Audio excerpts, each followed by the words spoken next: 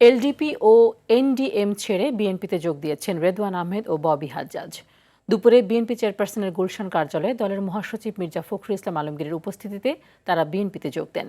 আগামী জাতীয় সংসদ নির্বাচনে রেদওয়ান আহমেদ কুমিল্লা ৭ এবং ববি হাজ্জাজ ঢাকা ১৩ থেকে ধানের শীষ প্রতীকে লড়াই করবেন। এছাড়া ৮টি আসনে সমমনা ৭টি দলের সঙ্গে সমঝোতা হয়েছে বিএনপির।